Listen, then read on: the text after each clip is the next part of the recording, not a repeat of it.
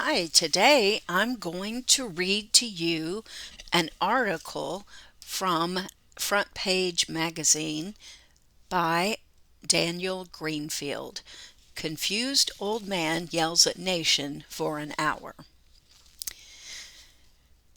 A confused political hack from Delaware staged a one-man insurrection by invading the sacred precincts of the Capitol building, hijacking all the TV networks, and yelling that the planet would be destroyed unless we gave him all our money so he could burn it and turn it into green energy. Joseph Robinette Biden Jr., who loves the sound of his voice more than his crackhead son or the bastard grandchild of a stripper, had already inflicted the second longest opening address in the history of this nation with a 2021 marathon address that killed more brain cells than meth. Like the star of a slasher movie sequel, Biden Jr. returned to ramble through a worse sequel, but kept it down to a mere hour and 2 minutes of torture. The 2 minutes are significant because when you have to endure the vogon poetry of word salads, non sequiturs, mumbles, grumbles, malapropisms, and random interjections, 120 extra seconds is an eternity. During those 3,720 seconds of lies, fear-mongering, and malapropisms, Biden took credit for defeating COVID, Putin, and the English language. While viruses and nations can't be defeated with hot air, English never stands a chance once Biden's mouth gets its slimy tongue on it. With the National Guard having safely secured Washington, D.C. and locked down the U.S. Capitol, there was no room for anyone to escape, no matter how badly they wanted to, unless they refused to take a COVID test. Despite that, Congress appeared empty and the applause hollow. Some members had failed to show. Others kept their distance from each other, as if malaise and failure were catching. Biden, whose minions had met the threat of a freedom convoy of half a dozen trucks on their way to D.C. by summoning 800 National Guardsmen, began by asserting that freedom will always triumph over tyranny, end quote. The best evidence of that was the complete collapse of mask mandates and the entire COVID public health security state that Biden had touted last year. That, and Biden's poll numbers, which are so far south they practically qualify as illegal aliens. With the price of gas, homes, and groceries out of the reach of most Americans, Biden began by taking credit for doing nothing to stop Putin from invading Ukraine, and then vowed that he, along with a coalition of, quote, freedom-loving nations, end quote, would fight Putin until the last Ukrainian, or until their social media people run out of hashtags. Biden, who confused the Iranians and the Ukrainians, spent more time bragging about plans to seize the yachts of Russian oligarchs than Truman spent declaring victory after World War II. Putin, quote, may make gains on the battlefield, end quote, Biden argued, but, quote, he will pay a continuing high price over the long run, end quote. Sure, Vlad may take Ukraine, but Biden will take his yacht. During his unhinged tirade, Biden revealed a plan to end women's sports in America, but failed to name one thing that would actually stop Putin, except locking Vladimir in a room and forcing him to listen to a Biden speech.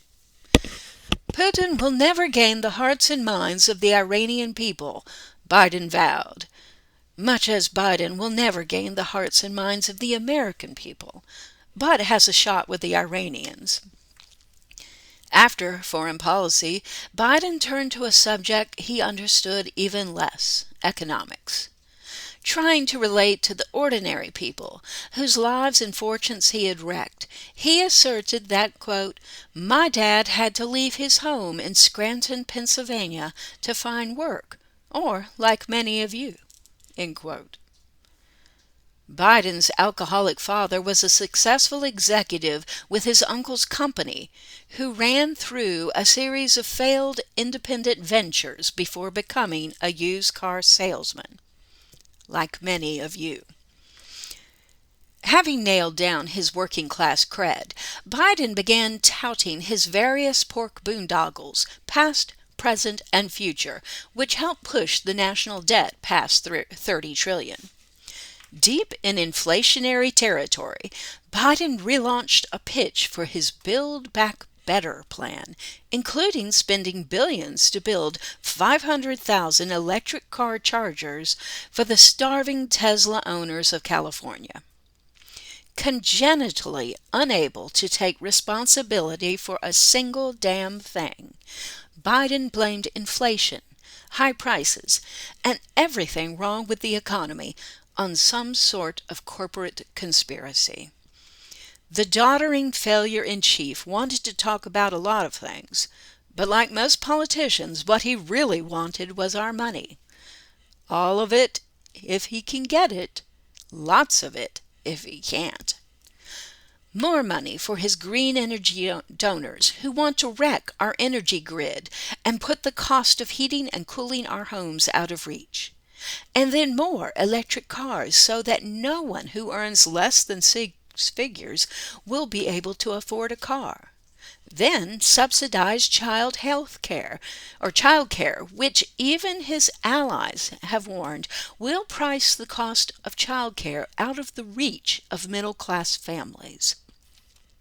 With inflation out of control, Biden proposed pushing it even higher with a minimum wage hike and mandatory unionization and the end of freelancers through the PRO Act.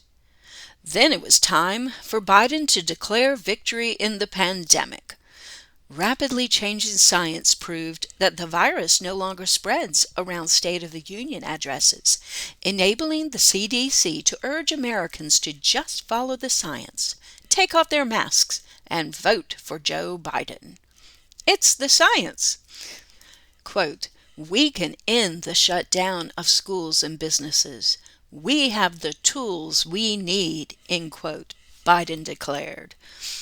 The tools in question are polls that show even Democrats would rather French kiss a rattlesnake than wear masks at public events or do another year of virtual unlearning.